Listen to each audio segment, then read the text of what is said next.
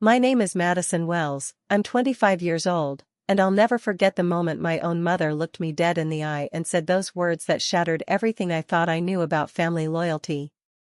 There I stood in our elegant dining room, still wearing my work clothes after an emergency electrical call, surrounded by relatives in their finest attire for our annual Thanksgiving dinner. The crystal chandelier cast perfect light on the mahogany table laden with expensive china, while my mother's cold voice cut through the warm atmosphere like a blade. "You didn't go to college, Madison. You don't belong at this table."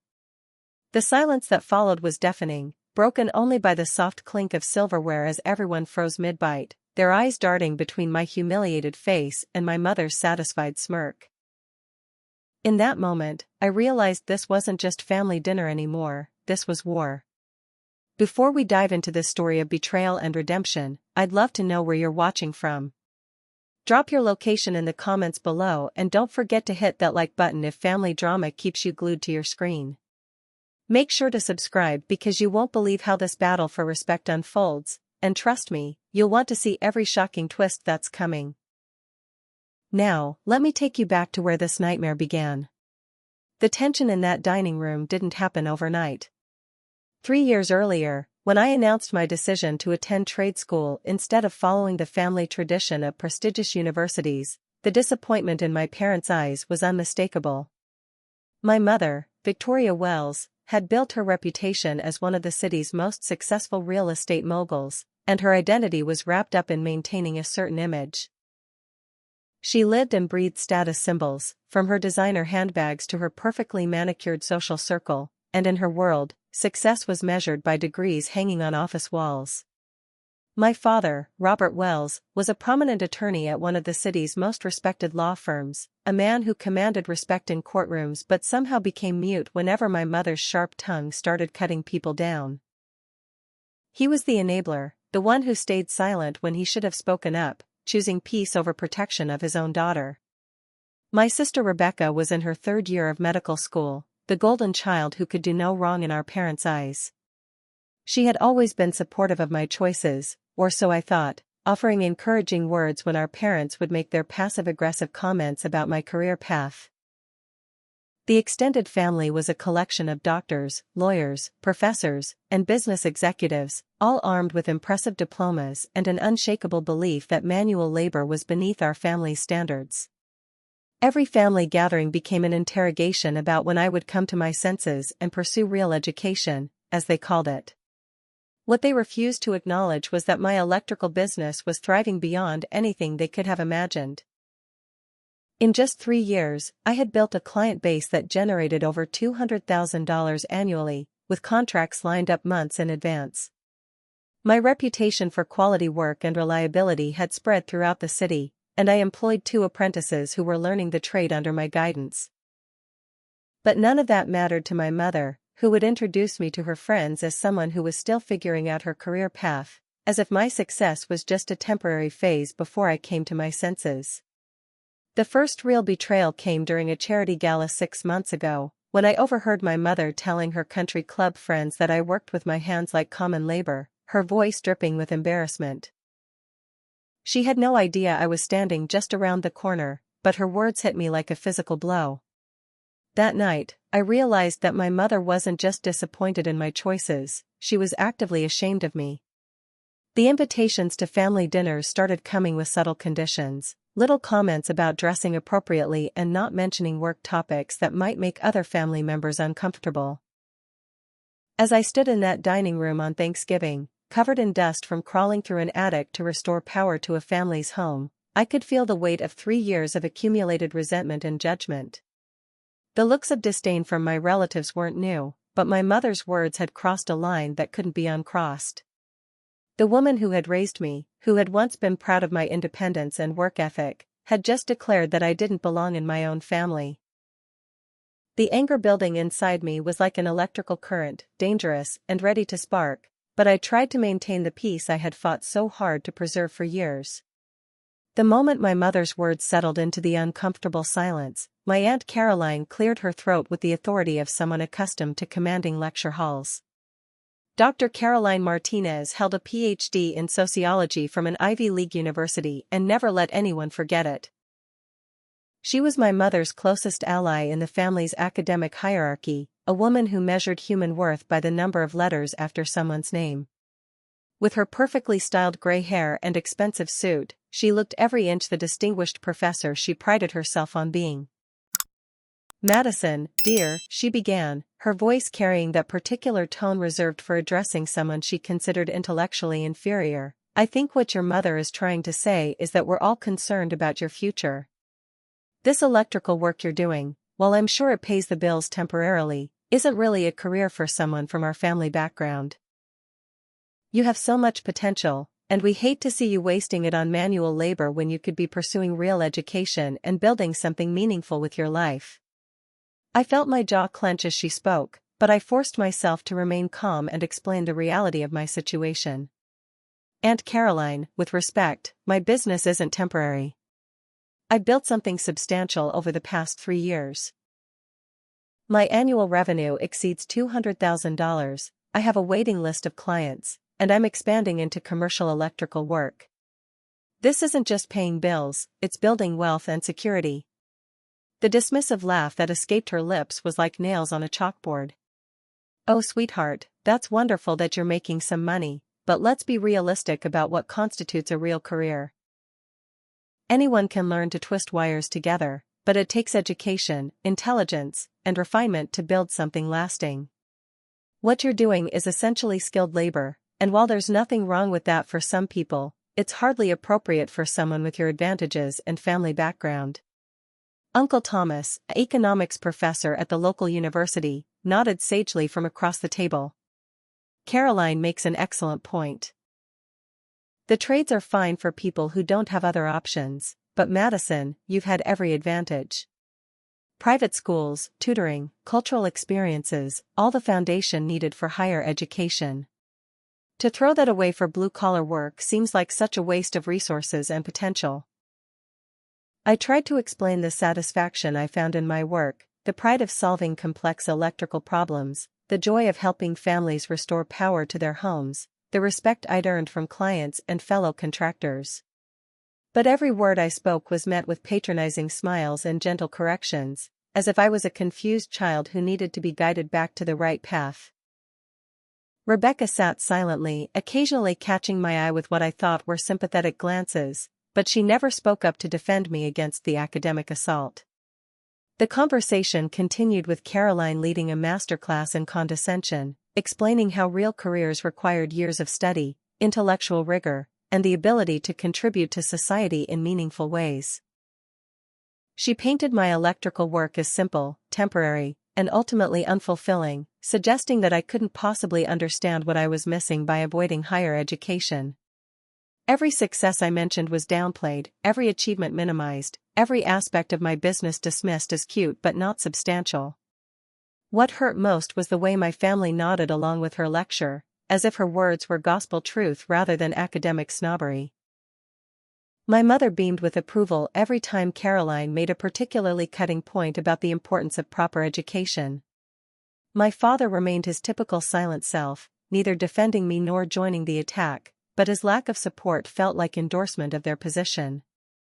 The message was clear: in this family, working with your hands made you less than, no matter how successful you became or how much you contributed to society. As the dinner conversation moved away from my career humiliation and toward safer topics like Rebecca's medical school achievements, my sister caught my eye and nodded toward the kitchen. I followed her, grateful for what I assumed would be a supportive ally in this nightmare of a family dinner. Rebecca had always been the diplomat in our family, the one who could navigate our parents' expectations while maintaining relationships with everyone. I thought she understood the pressure I was under and would offer some comfort. "Madison," she began, her voice soft and concerned as she leaned against the marble kitchen counter, "I need to talk to you about what just happened in there. I know Mom and Aunt Caroline came on strong, but honestly, I think they have a point about your situation. I love you, and I want what's best for you, but I've been thinking about this for a while, and I'm worried you're limiting yourself." The words hit me like a slap. My own sister, the one person I thought understood me, was about to join the pile-on. What do you mean, limiting myself? Rebecca, I built a successful business. I'm financially independent and doing work I love. She sighed, running her fingers through her perfectly styled hair. I know you think you're successful, and I'm proud of what you've accomplished, but let's be honest about the bigger picture. When I'm at medical school and people ask about my family, what am I supposed to say? That my sister is an electrician? It's embarrassing, Madison. Not for me personally, because I love you, but it reflects on all of us. And more importantly, you're selling yourself short. You could still go back to school, get a real degree, maybe in engineering or business, and build something more appropriate for someone with your background. I stared at my sister in shock, realizing that every supportive conversation we'd had over the years had been a lie.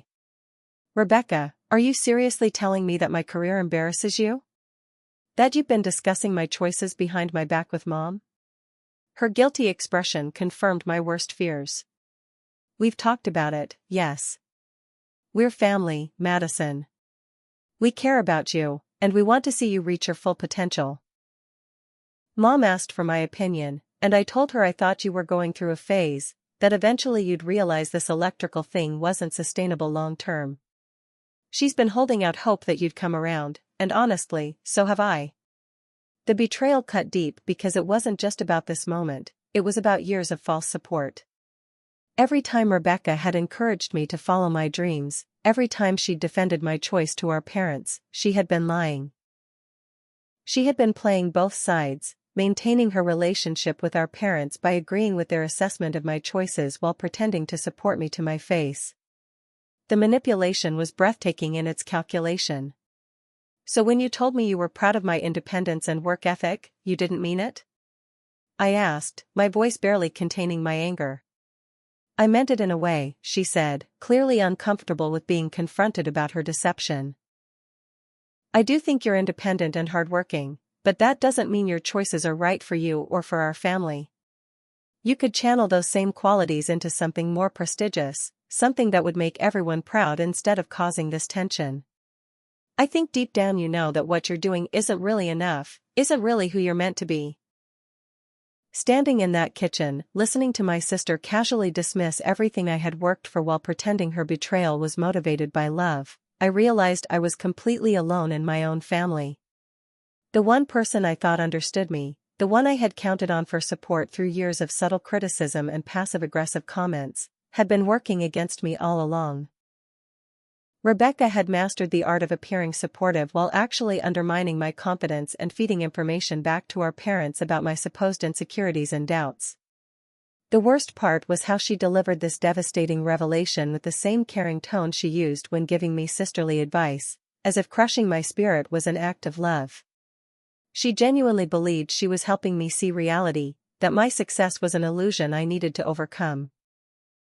The Golden Daughter had revealed her true colors, and they were just as tarnished with prejudice and elitism as the rest of my family. When Rebecca and I returned to the dining room, the conversation had shifted to holiday plans and upcoming family events, but the damage from earlier hung in the air like smoke. My father, who had remained conspicuously silent during the academic assault led by my mother and aunt, suddenly cleared his throat with the authority of someone preparing to make an important announcement. Robert Wells rarely spoke at family gatherings unless he had something significant to contribute, and all eyes turned to him with expectation. Madison, he began, his lawyer voice carrying the weight of careful consideration, I've been thinking about our conversation last month, and I believe I've found a solution that could benefit everyone involved. You know I have connections throughout the city's professional community, and I've been doing some networking on your behalf. There's an opportunity at my law firm that I think would be perfect for you. I felt a chill run down my spine because I had no memory of any conversation about needing his help with employment. Dad, I'm not sure what conversation you're referring to. My business is doing well, I don't need help finding work. His smile was patronizing, the same expression he used with difficult clients who didn't understand their own best interests. I know you've been working hard with this electrical venture, but I think it's time to consider something more stable and appropriate for someone with your family connections. I've arranged an interview for you at Henderson, Wells and Associates for a receptionist position. It's an entry-level opportunity, but it would get you into the professional world where you belong. The work environment is clean, professional, and much more suitable for a woman from our family background. The collective approval from around the table was immediate and overwhelming. My mother's face lit up with genuine joy for the first time all evening, my Aunt Caroline nodded with professional satisfaction, and even Uncle Thomas looked pleased with my father's initiative. They had clearly discussed this ambush beforehand, coordinating their efforts to pressure me into abandoning my career for what they considered more respectable employment. "Robert, that's wonderful," my mother gushed, reaching over to pat my father's hand. "I think that's exactly what Madison needs. A chance to see what real professional work looks like, to understand what she's been missing by working in construction sites and crawling around in dirty buildings. Once she experiences a proper office environment, I'm sure she'll realize how much better this path is for her." I struggled to control my anger as the family enthusiastically endorsed my father's plan to rescue me from my apparently misguided career choices. "I appreciate the thought, Dad, but I don't want a receptionist job. I own a successful electrical business that I built from the ground up. Why would I give that up to answer phones in an office?" Aunt Caroline leaned forward with her professor voice fully engaged. "Madison, dear, I think you're missing the point. This isn't about giving up anything, it's about growing up and accepting appropriate responsibilities. Answering phones might seem simple to you, but in a law firm, you'd be exposed to professional protocols, legal procedures, sophisticated clientele, and business practices that could expand your understanding of how real careers function. It's an education in itself." Uncle Thomas added his economic perspective to the intervention. "From a practical standpoint, office work provides stability that independent contracting simply cannot match. Benefits, regular hours, professional development opportunities, and most importantly, respectability within your social circle. You can't build a proper future on construction work, Madison. The physical demands alone make it unsustainable for women long term." My father continued his pitch with the persuasive skills that had made him successful in the courtroom. "The position starts at $40,000 annually, which I know is less than what you're making now, but it includes health insurance, vacation time, and opportunities for advancement within the firm. More importantly, it's a stepping stone toward law school if you decide to pursue that path. Several of our receptionists have gone on to become paralegals and eventually attorneys themselves." The family's excitement about reshaping my life without my consent was palpable.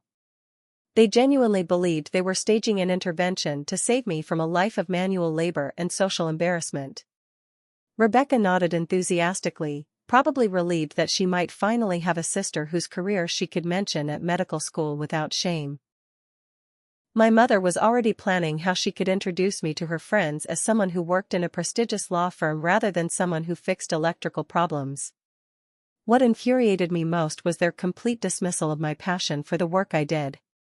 They couldn't comprehend that someone might choose electrical work because they found it intellectually challenging and personally fulfilling rather than because they lacked other options. The idea that I genuinely loved solving complex electrical problems, took pride in restoring power to homes and businesses, and felt satisfaction in building something with my own hands was completely foreign to their worldview. My father delivered his ultimatum with the calm authority of someone accustomed to closing deals. "I've tentatively scheduled your interview for next Tuesday morning. I think once you experience what professional work feels like, you'll understand why we're all so concerned about your current path. This is an opportunity to stop embarrassing the family and start building something we can all be proud of." Just as the family's coordinated assault on my career reached its crescendo, the front door opened with the familiar creak that announced my grandfather's arrival. Frank Rodriguez, my mother's father, stepped into the dining room with the confident stride of a man who had built an empire with his own two hands. At 78 years old, he still carried himself like the construction foreman he had been for 40 years, his weathered hands and sun-aged face telling the story of decades spent building the city's skyline. He was late to dinner, as usual, having stopped by one of his rental properties to check on maintenance issues. "Sorry I'm late, family," he announced, his voice carrying the authority that came from years of commanding construction crews. His eyes immediately noticed my work clothes, and instead of the disapproval I had been receiving all evening, his face lit up with genuine pride. "Madison, I see you've been working today. Emergency call on Thanksgiving?"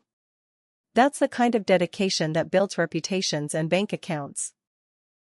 The shift in the room's energy was immediate and uncomfortable for my critics. My mother's joy at my father's job offer faded as she realized her own father was about to disrupt their carefully orchestrated intervention. Aunt Caroline's academic confidence wavered slightly, knowing that challenging my grandfather's opinions was far more dangerous territory than lecturing me about career choices. Grandfather Frank had always been different from the rest of my family. While they measured success through diplomas and office buildings, he understood the value of skilled trades because he had built his fortune through construction work. He owned a dozen rental properties throughout the city, all of which he maintained himself despite his age. His respect for honest work and practical skills had shaped my own values, though I hadn't fully realized how much his influence meant until this moment. "Frank," my mother began carefully, "we were just discussing Madison's future. Robert has arranged a wonderful opportunity for her at his law firm, something more appropriate for someone with her background and education." My grandfather's laugh was rich and dismissive as he settled into his chair at the head of the table. "More appropriate? Victoria, do you remember how this family got its money? Because I sure as hell do. Every dollar you've spent on designer clothes and country club memberships came from me working with these hands," he said, holding up his calloused palms. "I built this family's wealth one brick, one wire, one pipe at a time. What's inappropriate about honest work that builds things people need?" The silence that followed was deafening. My mother's face flushed red as her father's words cut through years of carefully constructed social pretensions. Aunt Caroline suddenly found her dinner fascinating, unable to meet my grandfather's steady gaze. Uncle Thomas shifted uncomfortably, probably calculating how his economic theories about appropriate careers held up against the man who had funded most of their education. "That was different, Dad," my mother protested weakly. "Times have changed, and opportunities have expanded. Madison has advantages you didn't have, access to education and professional careers that weren't available to your generation." Frank's expression hardened with the intensity of someone who had fought real battles and wouldn't be intimidated by academic snobbery. "Different how, Victoria? Because she's a woman? Because she has choices I didn't have? Madison chose skilled work because she's smart enough to see where the opportunities are. Electricians are making more money than most college graduates these days, and they're building skills that can't be outsourced or replaced by computers. She's got more business sense than half the people at this table." Rebecca tried to inject her perspective into the conversation, but Frank cut her off with a wave of his hand. "Rebecca, you're studying to be a doctor, which is admirable, but don't confuse your path with the only path. Madison is building something real, something that creates value for people every day. When your fancy medical equipment breaks down, who do you think fixes it? When the hospital loses power, who restores it? Skilled trades keep the world running while everyone else sits in air-conditioned offices pushing papers around." My father attempted to defend his job offer, explaining the benefits of professional work and the importance of maintaining family standards, but Frank's response was swift and devastating. "Robert, you make a good living practicing law, but what happens when you retire? You hang up your suit and hope your pension lasts. Madison is building assets, developing skills that will be valuable for the rest of her life, and creating a business that could support her family for generations. Which one of you has the intelligence and courage to do what she's done?" For the first time all evening, I felt the warmth of genuine support from someone who understood my choices. My grandfather's defense wasn't just about family loyalty, it was about recognizing the value and dignity of the work I had chosen. He understood that my success wasn't accidental or temporary, it was the result of intelligence, planning, and dedication to building something meaningful. The family's coordinated attack on my career suddenly seemed petty and ignorant in the face of Frank's wisdom and experience. Here was a man who had built real wealth through the same kind of work they were dismissing, who understood the satisfaction of creating something valuable with skilled hands and sharp thinking. His presence reminded everyone at the table that their comfortable lives were built on the foundation of exactly the kind of work they were trying to shame me for choosing.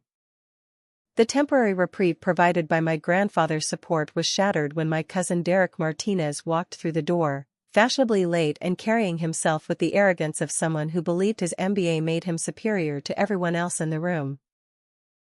At 28, Derek was Aunt Caroline's son and the family's poster child for modern business success, despite the fact that his actual achievements were far less impressive than his expensive suits and confident demeanor suggested. He worked at my mother's real estate agency as a commercial development coordinator, a position that sounded important but mainly involved making presentations and attending networking events. "Sorry I'm late, everyone," Derek announced, his voice carrying the practiced charm he used with potential investors. "Just closed a major deal this afternoon. You know how it is in real estate, opportunity doesn't wait for holidays." He kissed my mother's cheek with the familiarity of someone who had always been her favorite nephew, then surveyed the room with satisfaction until his eyes landed on me in my work clothes. "Madison," he said with a smile that didn't reach his eyes, "still playing electrician, I see. How's the little hobby business going? Making enough to pay the bills?" The condescension in his voice was subtle but unmistakable, designed to sound like friendly concern while actually undermining my credibility in front of the family. Before I could respond, Derek had smoothly integrated himself into the conversation, steering it toward his own accomplishments while subtly reinforcing the family's concerns about my career choices. "You know, Aunt Victoria, I've been meaning to talk to you about Madison's situation.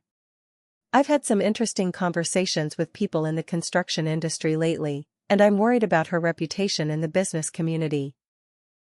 My mother leaned forward with obvious interest, always eager for information that might support her concerns about my career. "What kind of conversations, Derek? Is there something we should know about?" Derek's expression grew serious, as if he was reluctantly sharing information for my own good. "Well, I hate to be the bearer of bad news, but I've heard some concerns from potential clients about professionalism in the electrical contracting field. Nothing specific about Madison, of course, but general complaints about reliability, pricing, and quality control. It's a tough industry for someone without formal business training to navigate successfully." The lie was so smooth and well delivered that even I almost believed it for a moment. Derek had clearly planned this attack, knowing exactly how to plant seeds of doubt about my business while maintaining plausible deniability. His MBA training in manipulation was serving him well as he systematically undermined my reputation with carefully chosen words and strategic implications. In fact, Derek continued, his voice growing more confident as he saw my family's receptive faces, "I may have inadvertently contributed to some misunderstandings myself.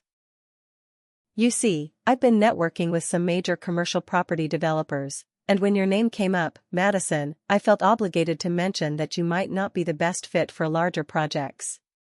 Not because of your technical skills, which I'm sure are adequate, but because of concerns about professional presentation and business management capabilities." The devastation of his revelation hit me like an electrical shock. Derek hadn't just been spreading rumors about my business, he had been actively sabotaging it by positioning himself as a family member looking out for the industry's best interests. His MBA credentials and position at my mother's real estate agency gave his opinions weight with potential clients who didn't know enough about electrical work to evaluate contractors independently.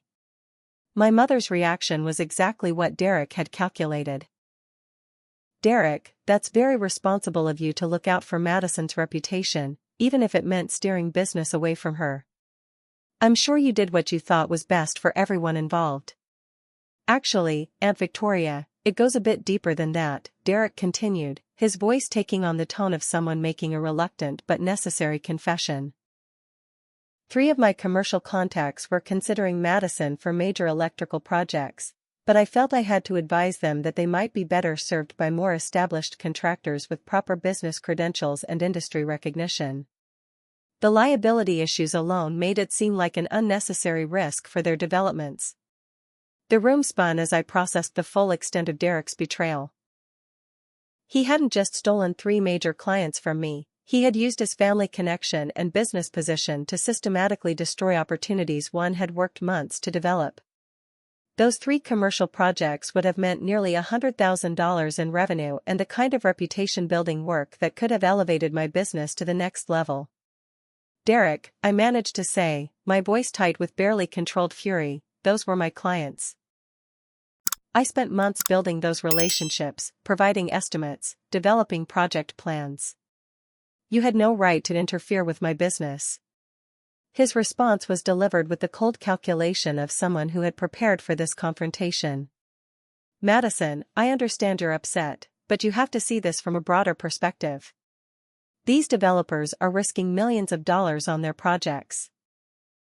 They need contractors with proven track records, formal business education, and the kind of professional credentials that inspire confidence. I was protecting both them and you from a situation that could have ended badly for everyone involved." The family's reaction to Derek's explanation was exactly what he had orchestrated. Instead of seeing his actions as sabotage, they viewed them as mature business judgment and family loyalty. My mother actually seemed proud of Derek's initiative in protecting the family name from potential embarrassment.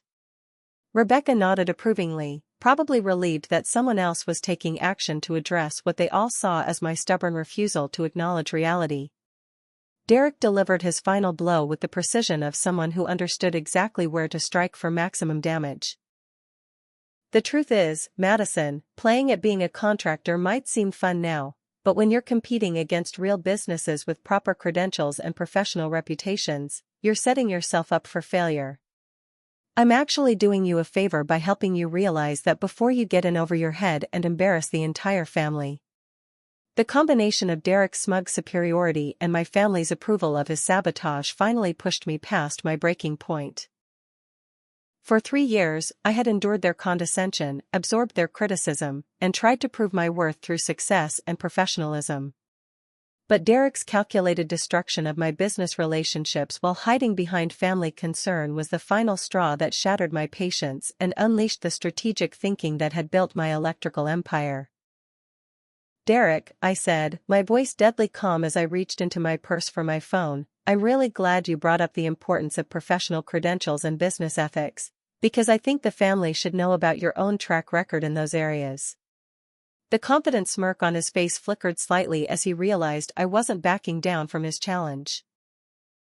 "For example," I continued, opening the banking app on my phone, "I think everyone would be interested to know about your outstanding student loan debt from that expensive MBA program you're always bragging about.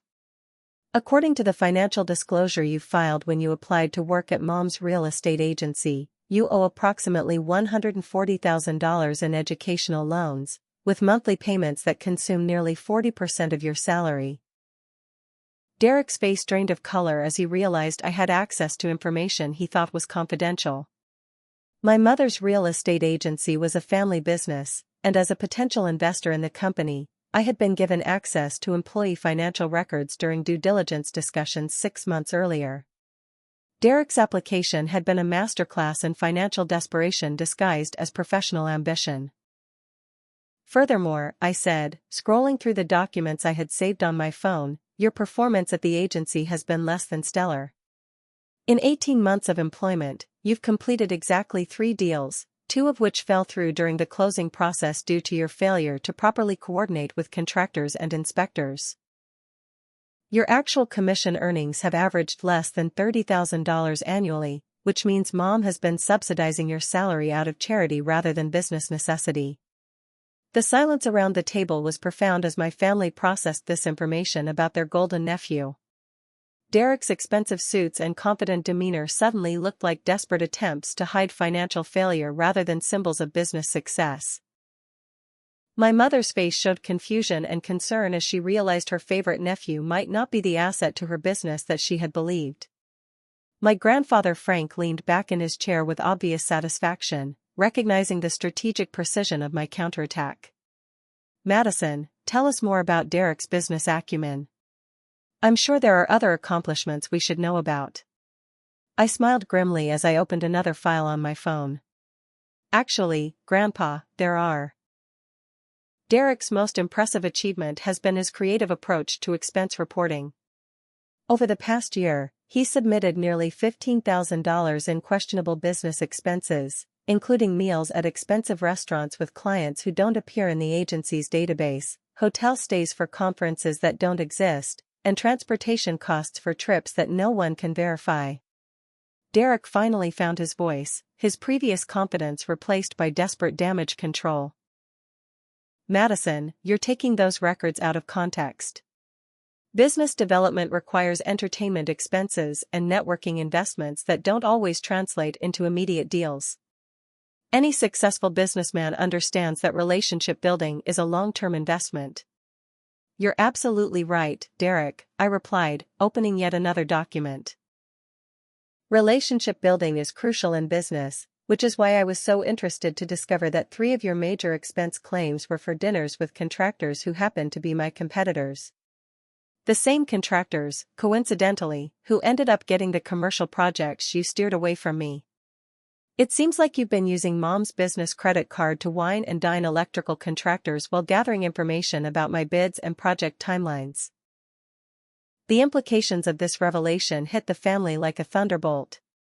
Derek hadn't just been sabotaging my business out of family concern, he had been actively collaborating with my competitors, using inside information about my relationships with developers to help other contractors undercut my proposals. His expensive business dinners weren't networking, they were intelligence-gathering operations designed to benefit my rivals while destroying my opportunities. My mother's voice was barely controlled as she addressed her nephew. Derek, please tell me Madison is wrong about this. Please tell me you haven't been using our company resources to interfere with her business while pretending to help her. Derek's response was a masterpiece of deflection and manipulation. Aunt Victoria, you have to understand that I was trying to protect both Madison and the family reputation. These electrical contractors I was meeting with were asking questions about her qualifications and business practices. I was doing damage control, trying to address their concerns before they spread rumors that could hurt all of us. But I wasn't finished with my systematic destruction of Derek's credibility. That's a fascinating explanation, Derek, but it doesn't account for the real estate commissions you've been skimming from deals you've referred to other agents. Mom, you might want to review Derek's client referral agreements, particularly the ones where he's been collecting finder's fees from both the buyer and the referring agent. The final pieces of Derek's professional facade crumbled as I laid out the evidence of his systematic theft from my mother's business. He had been using his position at the agency to double-dip on commissions, collecting referral fees from other agents while also claiming credit for deals within my mother's company. His MBA training had taught him how to manipulate financial records and exploit loopholes in commission structures, but he hadn't counted on someone with my attention to detail reviewing his activities. My grandfather's voice carried the authority of someone who had dealt with dishonest employees for decades. Derek, it sounds like you've been stealing from your aunt while sabotaging your cousin and lying to the entire family about your motivations. Is that an accurate summary of your business ethics and professional credentials? With Derek's credibility destroyed and the family's assumptions about business ethics thoroughly shattered, I decided it was time to reveal the trump card I had been holding for months. The shocked silence around the table provided the perfect backdrop for the announcement that would completely reverse their understanding of my intelligence, planning, and future prospects.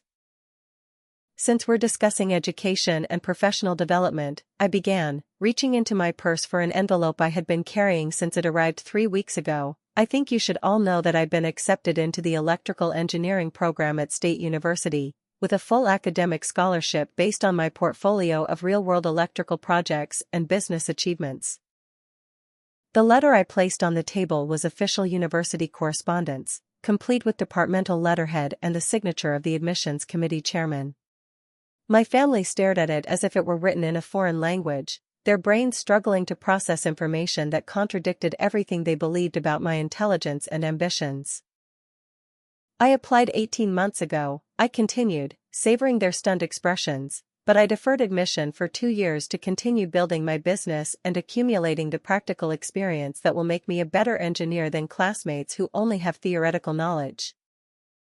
Unlike most students who will graduate with crushing debt and no real-world experience, I'll enter the program as an established business owner with a deep understanding of electrical systems and a client base that will provide internship opportunities and employment connections. My mother's voice was barely a whisper as she picked up the letter and read it for herself. Madison, this is from the engineering school.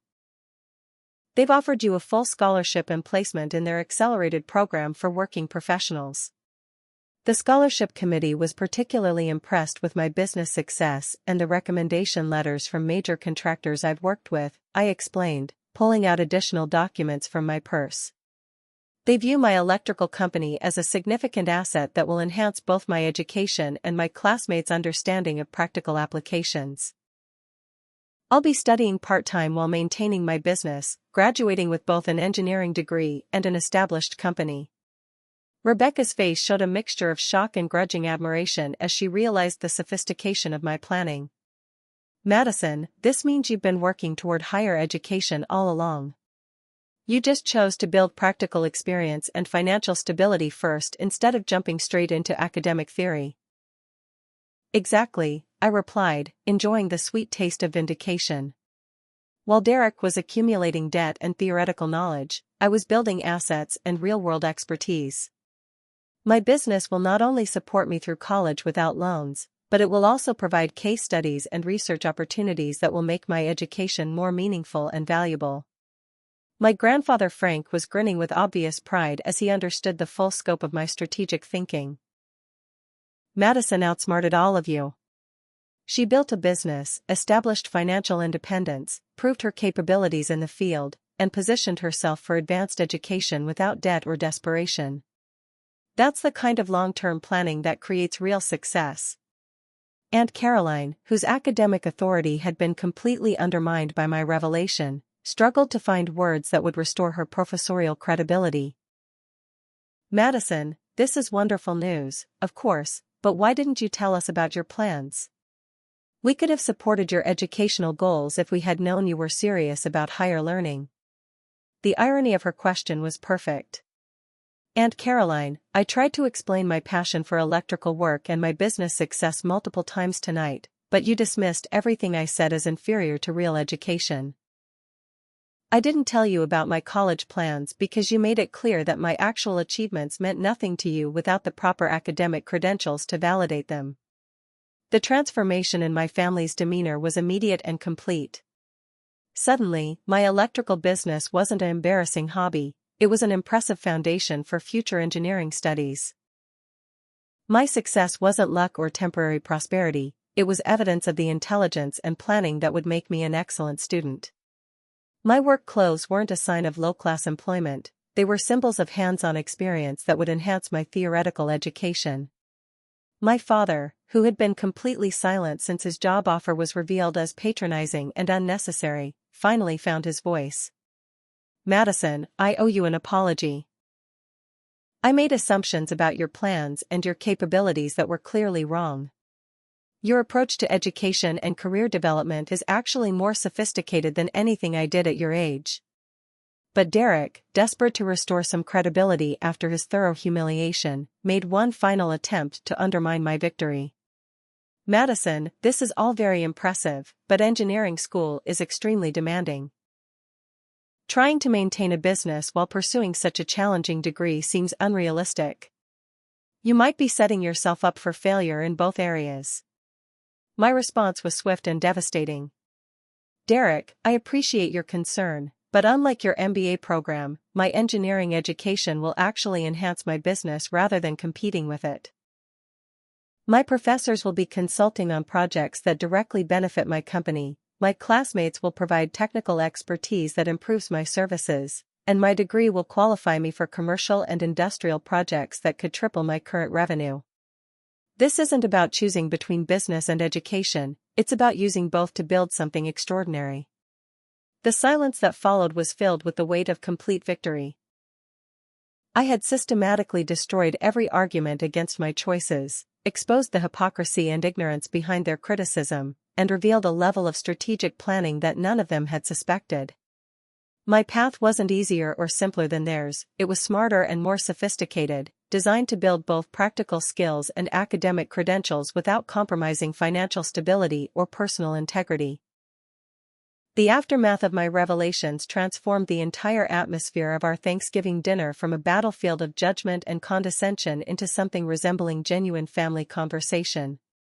The truth about my educational plans, Derek's dishonesty, and the real foundation of our family's wealth had shattered the artificial hierarchy of academic credentials that had poisoned our relationships for years. My mother was the first to break the contemplative silence that had settled over the table. "Madison, I owe you the most sincere apology I've ever given anyone in my life. I was so focused on appearances and social expectations that I completely failed to see the intelligence and planning behind your choices. You've accomplished something remarkable, building a successful business while positioning yourself for advanced education, and instead of celebrating your achievements, I tried to shame you into conforming to my narrow definition of success." The vulnerability in her voice was something I hadn't heard since childhood, and despite the hurt she had caused, I could see that her remorse was genuine. "Mom, I understand that you wanted what you thought was best for me, but the way you expressed that concern made me feel like you were ashamed of who I am and what I built. Your approval has always mattered to me, even when I was too angry to admit it." Rebecca reached across the table to squeeze my hand, her medical student composure cracking to reveal real emotion. "Madison, I've been a terrible sister. I thought I was being diplomatic by agreeing with Mom and Dad while supporting you privately, but I realize now that I was just being a coward. You deserved someone in this family who would defend your choices publicly, and I failed you when you needed me most. Your success makes me proud, and your planning makes me feel like the impulsive one for rushing straight into medical school without considering alternatives." My father's legal training had taught him the importance of precise language when making amends. "Madison, my offer of a receptionist position wasn't just inappropriate, it was insulting. You've built something far more impressive than anything I accomplished at 25, and instead of recognizing your entrepreneurial spirit, I tried to reduce you to an entry-level employee in my world. I hope you can forgive an old lawyer who confused credentials with capability." Even Aunt Caroline managed to set aside her academic pride long enough to acknowledge her mistakes. "Madison, as an educator, I should have been celebrating your practical intelligence and real-world problem-solving abilities instead of dismissing them because they didn't fit my academic framework. Your approach to learning through experience while building financial stability is actually more sophisticated than the traditional educational path I've been advocating." Derek, meanwhile, had been conspicuously quiet since his thorough exposure and humiliation. My grandfather Frank, who had witnessed decades of family dynamics and understood the importance of clear consequences, addressed the elephant in the room with characteristic directness. "Derek, you've been stealing from your aunt, sabotaging your cousin, and lying to this entire family while pretending to be concerned about business ethics and professional standards. What exactly do you plan to do about that?" Derek's response was a mixture of defensive justification and reluctant acknowledgement. "I made some poor decisions, and I let my frustration with my own financial situation cloud my judgment about Madison's business. I'll resign from Aunt Victoria's agency and make arrangements to repay any inappropriate expenses I claimed." My mother's business instincts had been sharpened by years of real estate negotiations, and she wasn't satisfied with vague promises. "Derek, resignation isn't enough. You'll repay every questionable expense with interest, provide documentation of your contacts with Madison's competitors, and sign a non-compete agreement that prevents you from interfering with any family member's businesses in the future. Consider it a learning experience in real business ethics." But my grandfather had taught me that true victory wasn't about punishment, it was about building something better from the wreckage of conflict. "Derek, I'm not interested in destroying your career or holding grudges that will poison family relationships for years. What I want is an acknowledgement that skilled trades deserve the same respect as any other profession, and a commitment that you'll never again use family connections to sabotage someone's legitimate business success."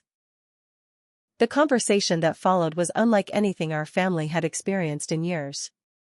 Instead of defensive posturing and academic one-upmanship, we talked honestly about our fears, expectations, and the pressure we had all felt to conform to narrow definitions of success. My mother admitted that her obsession with appearances had been driven by her own insecurities about growing up in a blue-collar family. Rebecca confessed that medical school stress had made her judgmental about alternative paths that seemed easier than her own grueling schedule. Uncle Thomas, whose economic theories had been challenged by my practical success, offered insights about the changing job market that actually supported skilled trades as growth industries. Madison, your electrical business is positioned perfectly for the infrastructure improvements and green energy transitions that will dominate the next decade. You've chosen a field with enormous potential for expansion and innovation. As the evening progressed, our conversation evolved into planning and dreaming rather than criticism and defense. My family began to see my electrical business and engineering education as complementary assets that could lead to opportunities none of us had previously imagined. The same people who had spent the evening questioning my choices were now brainstorming ways to support and expand my success. When my grandfather finally stood to leave, he pulled me aside for a private moment that crystallized the evening's transformation. Madison, tonight you proved something I've known since you were a little girl. You have the intelligence to succeed in any field you choose, the courage to build something meaningful with your own hands, and the wisdom to plan for a future that combines passion with security. Most importantly, you have the strength to stand up for your values even when everyone around you is telling you you're wrong. As I looked around the table at my family, I realized that the battle for respect had been won not through anger or resentment, but through persistent excellence and strategic revelation of truth. The people who had questioned my intelligence now understood that my path required more planning and courage than their traditional approaches. The relatives who had dismissed my achievements now saw them as foundations for even greater success. The lesson that emerged from our family's Thanksgiving crisis wasn't about the superiority of any particular career path, but about the importance of respecting individual choices and recognizing that there are many ways to build a meaningful life. My mother's real estate empire, Rebecca's medical studies, and my electrical business were all valuable contributions to society that deserved equal recognition and support. As we cleared the dinner table together, working as a family unit for the first time in years, I felt a deep sense of peace that had nothing to do with proving anyone wrong and everything to do with finally being seen for who I really was. The battle for belonging at my own family's table had been won, but more importantly, I had learned that true belonging comes from being authentic to your own values rather than conforming to other people's expectations. The evening ended with genuine laughter, planning for Christmas celebrations, and promises to support each other's dreams regardless of whether they fit traditional molds. My work clothes, which had been a source of shame at the beginning of the night, became symbols of honest work and practical intelligence that deserved celebration rather than criticism. Have you ever had to fight for respect from your own family because of career choices they didn't understand? Have you found yourself defending your passion against people who measured success only through traditional achievements? Drop a comment below sharing your own story of standing up for your dreams when everyone around you thought you were making mistakes. If this story resonated with you, please hit that like button to help other people find it when they need encouragement to stay true to their own path. Make sure to subscribe for more stories about ordinary people who built extraordinary lives by having the courage to be different. And don't forget to share this with anyone who needs a reminder that there are many ways to be successful and that family should celebrate your achievements rather than criticize your choices. Thank you for joining Madison's journey from family outcast to respected success story, and remember that sometimes the longest road leads to the most rewarding destination. Until next time, keep building your dreams with your own hands and never let anyone convince you that your vision for your life is less valuable than their expectations.